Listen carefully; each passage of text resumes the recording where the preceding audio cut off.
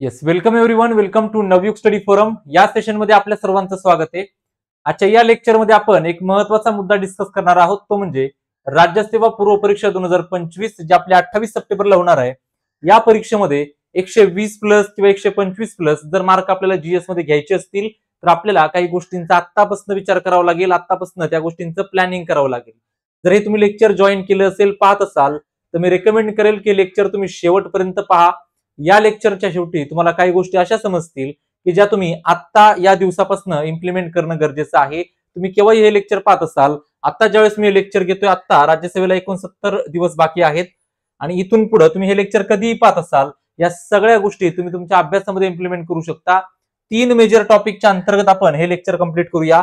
Syllabus coverage, revision plan आणि taste सिरीजचं महत्व हे डिस्कस करूया. आणि राज्यसेवा पूर्व परीक्षा 28 सप्टेंबरची जी आहे, यासाठी आपण काय केलं पाहिजे हे आपण डिस्कस करूया. सुरुवातीला काही बेसिक गोष्टी आहेत. आपलं ऍप्लिकेशन डाउनलोड करा, Navyug study forum. Google play स्टोरला सर्च करा, मिळून जाईल, किंवा लिंक डिस्क्रिप्शन मध्ये कमेंट बॉक्स मध्ये मिळून जाईल.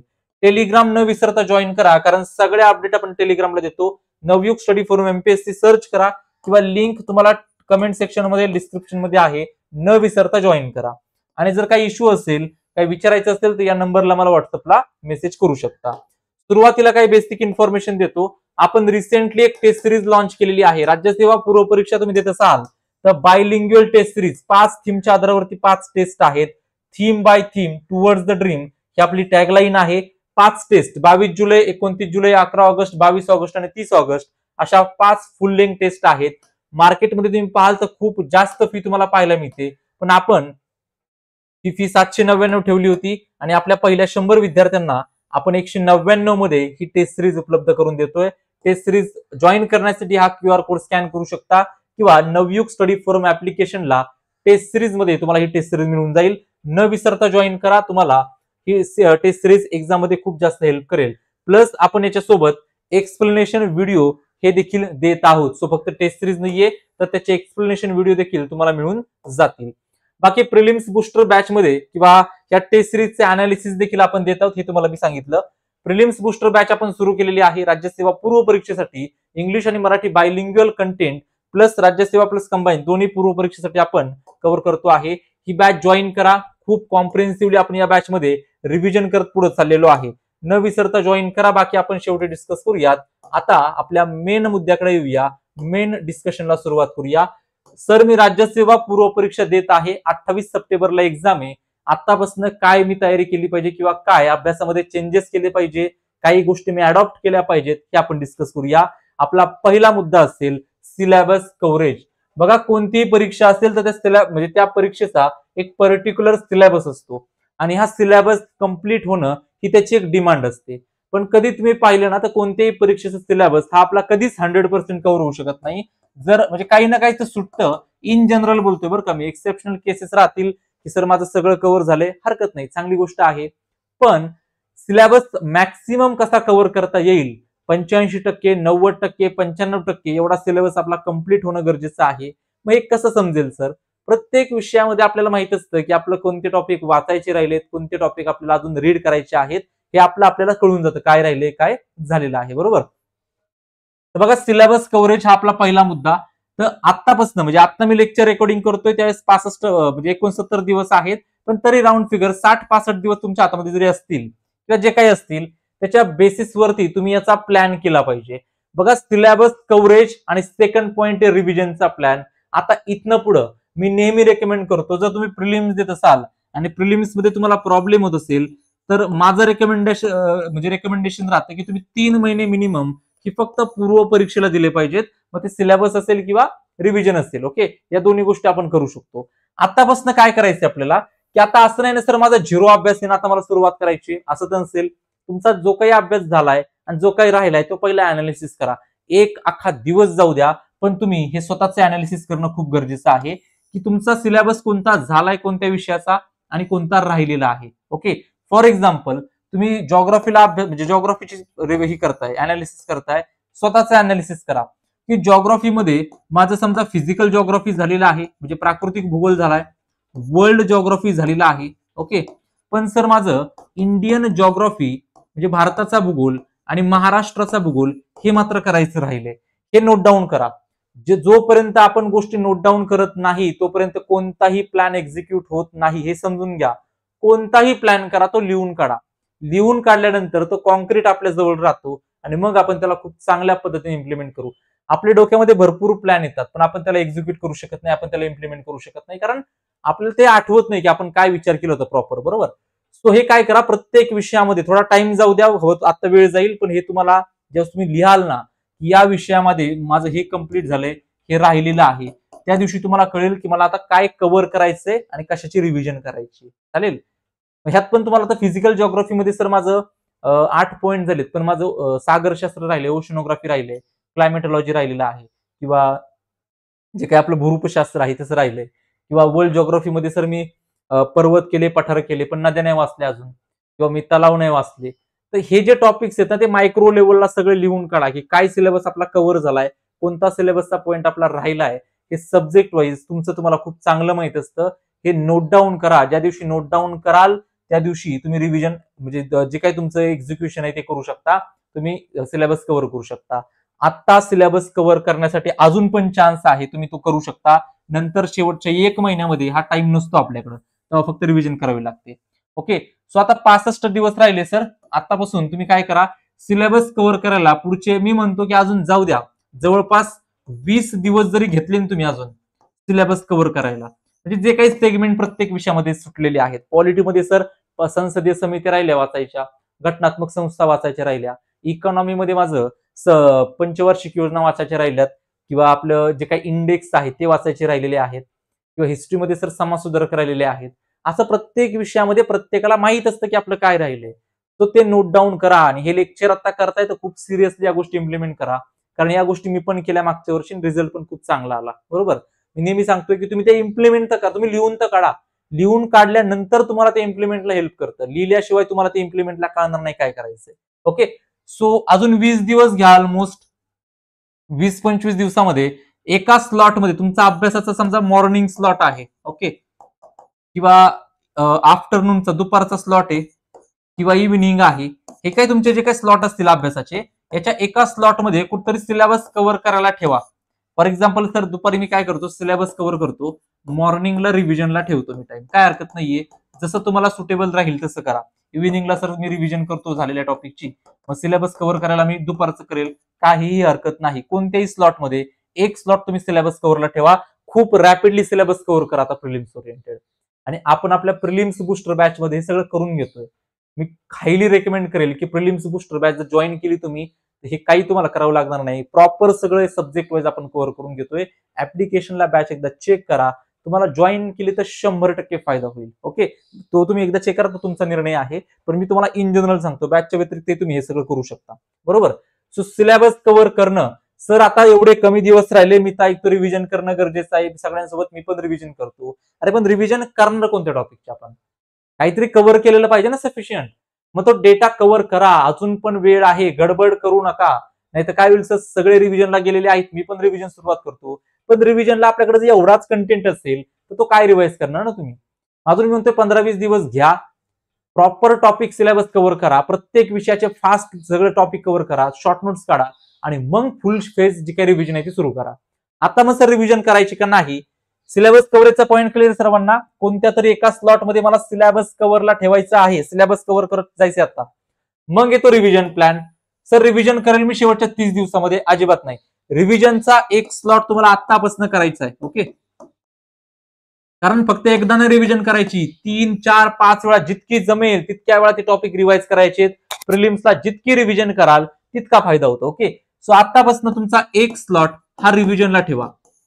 एक स्लॉट म्हणजे मग तो मॉर्निंग, सर माझं सकाळी थोडं जास्त लक्षात राहतं, किंवा सकाळी जास्त चांगला अभ्यासाचा मूड असतो, तुम्ही काय करा, रिव्हिजन करू शकता. म्हणजे राहिलेले टॉपिक, जे काही झालेले टॉपिक आहेत आपले, ते रिवाइज करा, किंवा मग इव्हिनिंगला करतो, जे काही टाइम तुमच्या स्लॉटमध्ये बसेल तुम्ही त्याला रिवाइज करा.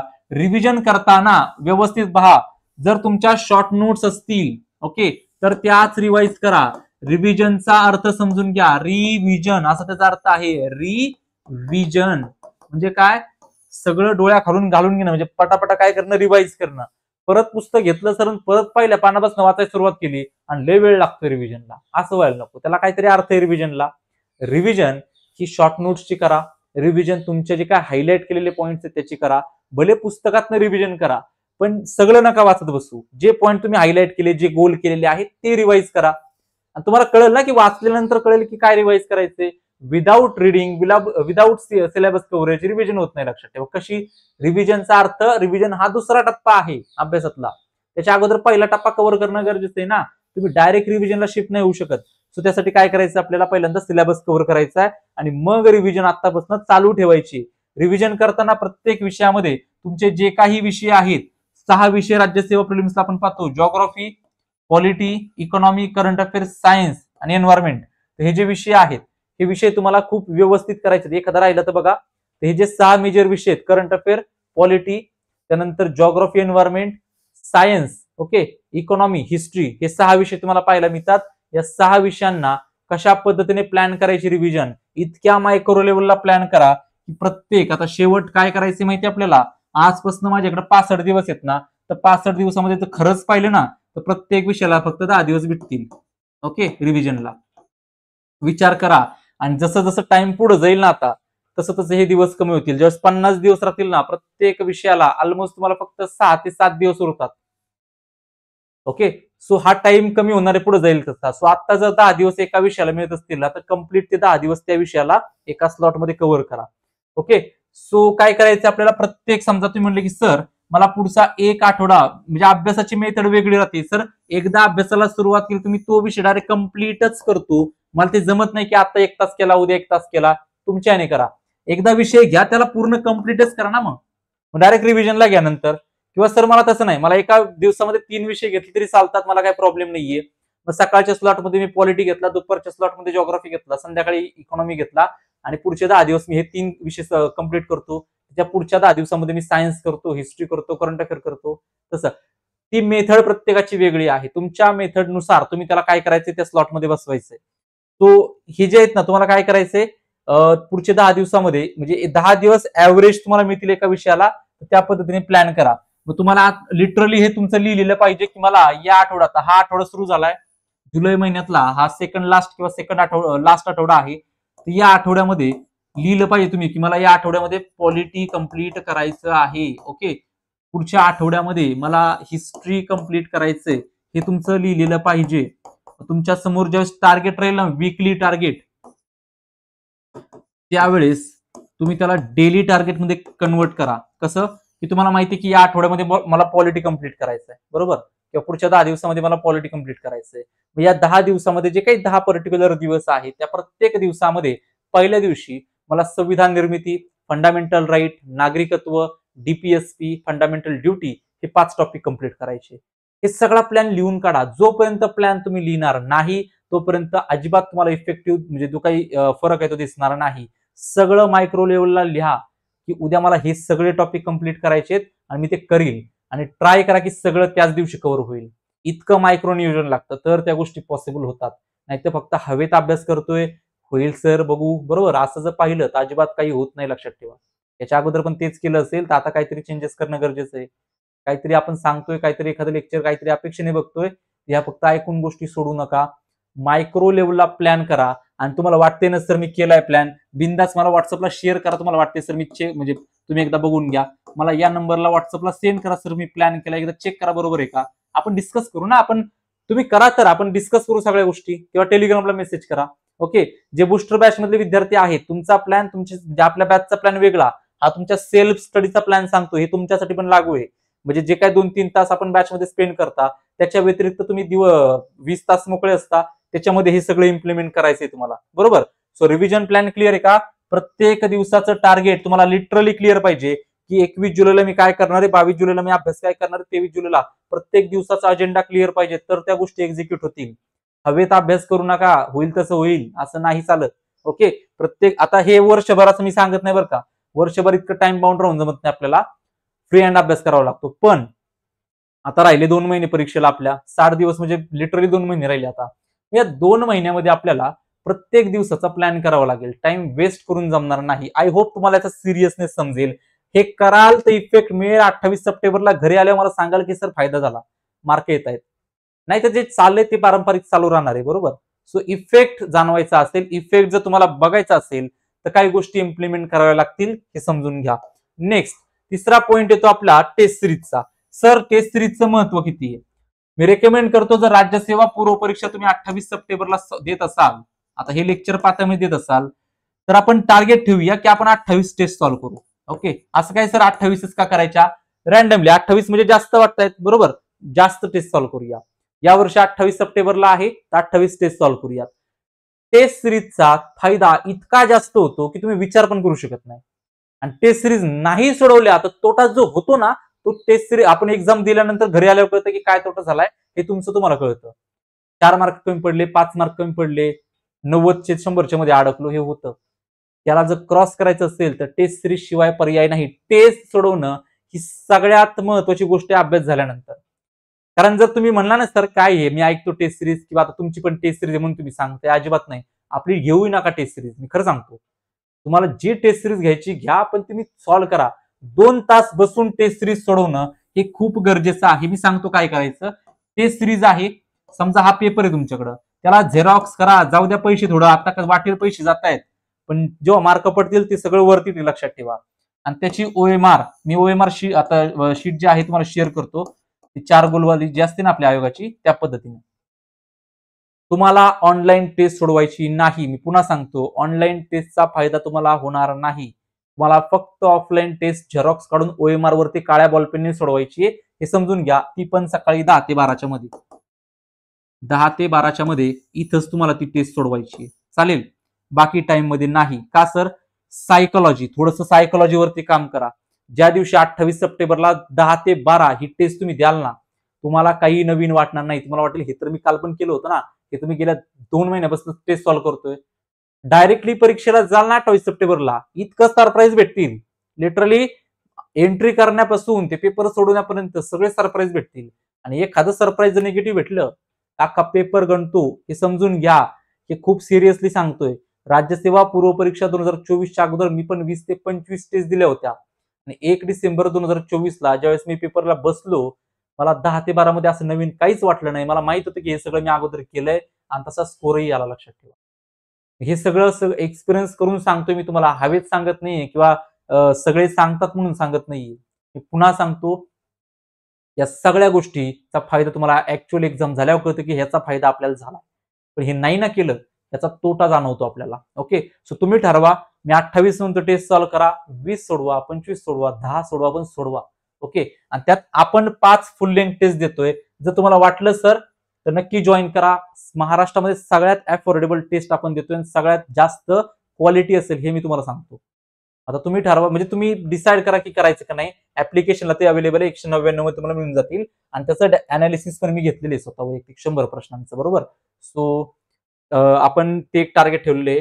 टेस्ट सिरीज आपल्या सॉल्व्ह करा, माझा अजिबात हट्ट नाही. आपल्या पण टेस्ट चांगल्या आहेत, खूप चांगल्या काढलेल्या आहेत, आपल्या देखील सॉल्व्ह करा. पण त्याच्या व्यतिरिक्त अजून 20 टेस्ट सॉल्व्ह करा मार्केटमधल्या, त्या फ्रीली तुम्हाला मिळून जातील.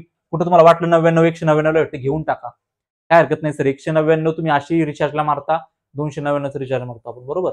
वर्षभरात एक टेस्ट सिरीज तर घेऊ शकतो आपण. एवढी थोडा खर्च झाला तरी चालेल, मी हे रेकमेंड करतो. मी पुन्हा सांगतो, आपल्याच घ्या, माझा अजिबात अट्टहास नाही. वाटल्या चांगल्या नक्की घ्या. ओके, फायदा होईल. आपण अनालिसिस पण घेतलंय. पण तुम्ही कशाही करा, पण 20 ते 25 टेस्ट, 28 टेस्ट सॉल्व्ह केल्याच पाहिजेत.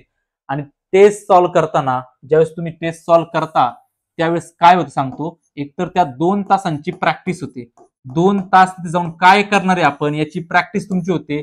दुसरा मुद्दा, सब्जेक्ट वाईज तुम्हाला कळतं मला काय करायचंय. समजून घ्या, पहिल्या 5 टेस्ट झाल्यानंतर तुम्हाला ट्रेंड कळतो की तुमच्या अभ्यासाचं काय आहे, कोणत्या विषयामध्ये मला मार्क खूप जास्त येत आहेत, कोणत्या विषयामध्ये कमी येत आहेत, हे 4-5 टेस्ट दिल्यावर कळतं आपल्याला. आणि मग आपण त्याच्यावरती काम करायला सुरुवात करतो आणि मग आपल्याला एक्झाम मध्ये रिझल्ट मिळतो. सब्जेक्ट वाईज 120 प्लस मार्क मिळवायचे मला. 120 प्लस मार्कांचा अर्थ कळतो काय, तुम्हाला 60 प्रश्न, बरं 120 जाऊ द्या, मी जास्त पकडतो, सर कट ऑफ वाढत चालायचा का कमीच, समजा तुम्हाला 130 मार्क पडायचे. 130 मार्क पाडण्यासाठी तुम्हाला एवढं क्लिअर आहे का की 65 प्रश्न निगेटिव्ह जाऊन बरोबर आणायचे. सोपं नाही बरं का, हे एवढं दिसतं एवढं सोपं नाही कॅल्क्युलेशन. 65 प्रश्न निगेटिव्ह जाऊन बरोबर आणायचे. मग फॉर एक्झाम्पल तुम्ही जर 90 अटेम्प्ट केला, जस्ट एक एक्झाम्पल आहे, 90 अटेम्प्ट केला तर तुम्हाला चुकवायला किती चान्स आहे माहिती का याच्यामध्ये? फक्त 15 प्रश्न चुकले तर ठीक आहे. ओके, त्याच्यापेक्षा जास्त चुकून जमणार नाही. पॉईंट समजतोय? हे समजून घ्या. 15 ते 16 प्रश्न, 16-17 प्रश्न चुकले तरी काय हरकत नाही. तरी तुम्ही 65च्या आसपास तुमचे प्रश्न बरोबर येऊन 130 तुमचा स्कोर येऊन जाईल. मग सर 65 प्रश्न मला नेट बरोबर आणायचे असतील तर माझ्याकडे 6 विषय आहेत. या 6 विषयांमध्ये मला कोणता विषय किती मदत करेल? 65 मधले 15 पैकी 15 मला पॉलिटीमध्ये आणायचे आहेत. 20 पैकी जिओग्राफी आणि एन्व्हायरमेंटला 20 प्रश्न आहेत दोन्ही मिळून. मला इथं 15 बरोबर आणायचे 20 पैकी. जस्ट टार्गेट ठेवलं आपण. सायन्सचे 20 प्रश्न आहेत. मी ट्राय करेल माझे 12 प्लस बरोबर येतील. हिस्ट्री मला गॅरंटी नाही सर 15 पैकी माझे किती येतील, तरी मी टार्गेट ठेवतो हिस्ट्रीमध्ये मला 10 बरोबर आणायचे. इकॉनॉमीमध्ये मला 10 ते 11 बरोबर, 12 बरोबर आणायचे. करंट अफेअरची गॅरंटी नसते, त्यामुळे त्याचे फक्त 10च पकडू. असं जर तुम्ही स्ट्रॅटेजी केली तर तुम्हाला प्रश्न सुटतात, तर मार्क येतात.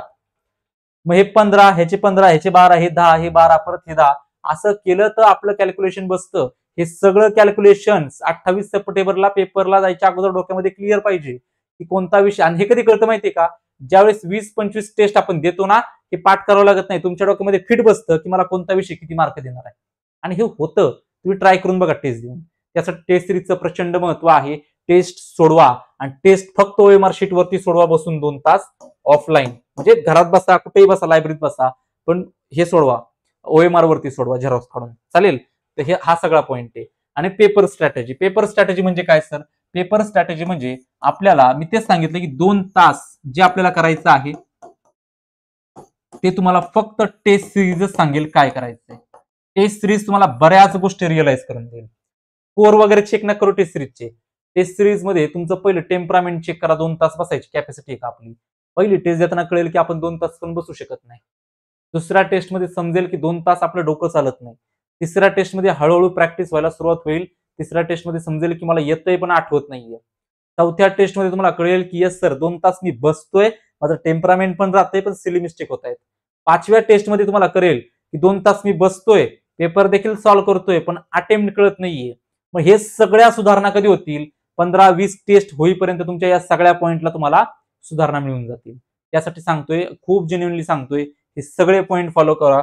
तुम्हाला राज्यसेवेला 120-130 मार्क आरामात पडून जातील. तेवढी मेहनत घ्यावी लागेल. ओके, तुम्ही मेहनत घ्या, मार्क तुम्हाला मिळणार. बघा इथे मी माझी मार्कशीट टाकलेली आहे. ओके, सो हे सगळं का सांगतोय? कारण हे सगळं मी स्वतः इम्प्लिमेंट केलेलं आहे, मार्क देखील आलेले आहेत. ओके, त्यासाठी मी सगळं सांगतोय. सो आय होप तुम्हाला याचा फायदा होईल. लेक्चर आवडलं असेल, काही गोष्टी समजल्या असतील, रिअलाइज झाल्या असतील की वेळेचं महत्व किती आहे. आता प्रत्येक दिवसाचे टार्गेट मी स्किप करतोय, मला कळत नाही दिवस कसा चाललाय. आता इथनं पुढे डोळे उघडले असतील, उद्या माझे टार्गेट काय, हे केलं तर माझा 28 सप्टेंबरला सिलेबस कव्हर होणार आहे. पेपर मला चांगला जाणार आहे. इतका महत्वाचा आहे प्रत्येक येणारा दिवस. आजचे टार्गेट ठरवा, कंप्लीट करा. उद्याचे टार्गेट ठरवा, कंप्लीट करा. लेक्चर आवडलं असेल तर नक्की लाईक करा. एखादी कमेंट नक्की करा, कारण नंतर जे लेक्चर पाहतात तुमच्या कमेंट्समुळे त्यांना कळतं की लेक्चर किती महत्वाचं आहे. आणि एक माझं काम कराल, फक्त लेक्चरला आहे ना आपल्या सर्व मित्रांना शेअर करा. हे लेक्चर आपल्या सर्व मित्रांना लिंक शेअर करा. तुमच्या स्टेटसला, स्टोरीला जिथं ठेवता येईल तिथे हे लेक्चर शेअर करा. तुमच्या सर्व मित्रांना कळलं पाहिजे की आपण जो काही टाइम आता वेस्ट करतो आहे तो किती महत्वाचा आहे. ओके, बाकी टेलिग्रामला जॉईन करून ऍप्लिकेशन डाउनलोड वगैरे करू शकता. बॅचेस, टेस्ट सिरीज सगळं उपलब्ध आहे. एक्झाम ओरिएंटेड आपल्यासारखं कोणीही घेत नाही, लक्षात ठेवा. तुम्ही चेक करा प्रत्येक एक्झाम मध्ये आपण किती एक्झाम ओरिएंटेड घेतोय आणि प्रत्येक एक्झाम मध्ये कसे प्रश्न रिफ्लेक्ट झालेत आपले. ओके, सो हे सगळं आहे. बाकी तुम्हाला ऍप्लिकेशनला, टेलिग्रामला माहिती मिळून जाईल. आपण भेटूया नेक्स्ट लेक्चर मध्ये. Thank you everyone for joining this session. Have a nice day head. Thank you.